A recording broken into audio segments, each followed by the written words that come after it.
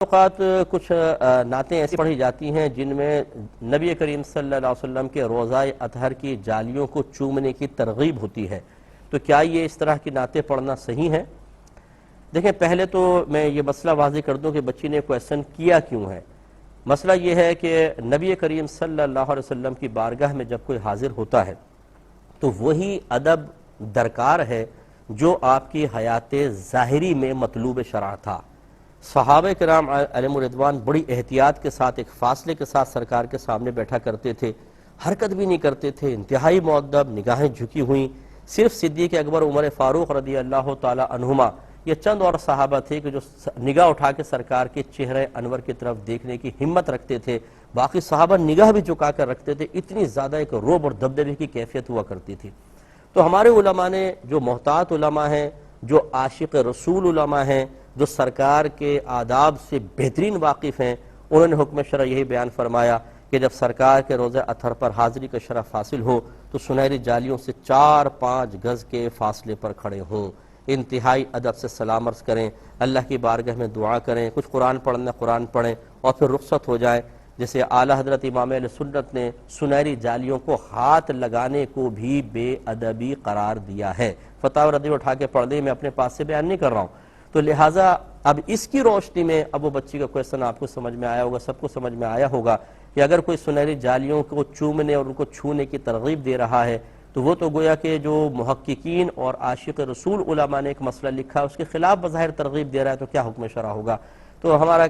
ہم یہی اسی کی تائید کریں گے کہ ایسے اشعار نہ پڑھے جائیں کہ جس میں لوگ سنہری جالیوں کے قریب جائیں، پکڑنے کی کوئی ترغیب ہو، چومنے کی ترغیب ہو، کیونکہ پھر وہاں پر آپ کو پتہ ہے کہ شرطے کھڑے ہوتے ہیں، آپ اگر اس قسم کی کوشش کرتے ہیں، وہ آپ کو روکنے کی کوشش کرتے ہیں، اس سے شور بلند ہوتا ہے اور کھینچم تانی کی سی بعض وقت کیفیت بنتی ہے، اور بارگاہ رسالت میں اس قسم کے معاملات ہرگز صحیح نہیں ہیں۔ تو صحیح حاضری کا طریقہ یہ ہے کہ آپ ادب احترام سے آئیں، جالیوں سے 4-5 گز کے فاصلے پہ کھڑے ہوں، سرکار کی بارگاہ میں سلام عرض کریں، شیخین کریمین کی بارگاہ میں سلام عرض کریں، اس کے بعد درود پاک کی کثرت کریں، پھر اللہ کی بارگاہ میں اپنے لیے، اپنے عزیز و اقارب کے لیے، دوست احباب کے لیے دعائیں کریں۔ کسی نے اگر سلام کہا تھا تو سرکار کی بارگاہ میں سلام عرض کریں۔ ضمناً یہ بھی کہہ دیتا ہوں کہ کسی نے سلام نہیں کہا لیکن وہ فون کر کے بتاتے ہیں تم نے تو نہیں کہا تھا لیکن میں نے تمہارا سلام پہنچا دیا سرکار کی بارگاہ میں، تو جب اس نے کہا ہی نہیں تو آپ نے پہنچا کیسے دیا؟ اگرچہ میں اس کو کوئی ناجائز حرام نہیں کہہ رہا ہوں، لیکن یہ مطلب عقلاً اور شرعاً ایک عجیب سی بات ہے کہ جب کسی نے سلام ہی نہیں کہا تو آپ نے کیسے پہنچا دیا؟ ہاں، جس نے کہا ہو اور آپ نے کہہ دیا تو میں پہنچاؤں گا، تو پھر اس وعدے کو پورا کرنا چاہیے، آپ پہنچائیں اور پھر انتہائی ادب احترام کے ساتھ باہر نکل جائیں۔ یہ ہے ادب بارگاہ رسالت کا، اس لیے پھر اس قسم کے اشعار عوام کے سامنے نہ پڑھے جائیں، وہ بیچارے پھر آگے بڑھ جاتے ہیں۔ آپ نے دیکھا ہوگا کعبۃ اللہ کا پردہ اوپر کر کے اس کو بالکل باندھ دیا گیا ہے، پہلے نیچے تک لٹکا ہوتا تھا۔ اب عقیدت کے اظہار کے طریقے آپ یہ دیکھیے، کینچیاں ہاتھ میں لے جاتے ہیں، چھوٹی کینچیاں، اور اس پردے کو کاٹ لیتے تھے، یا اس کی تار کھینچ کے تار کاٹ لیتے تھے۔ جی اب یہ یادگار لے کر آئیں، یار خدا کا خوف کریں، آپ وہاں پر پورے پردے کو گندا کر رہے ہیں، خراب کر رہے ہیں۔ وہ ایسا مقام ہے کہ جہاں اللہ تعالیٰ کا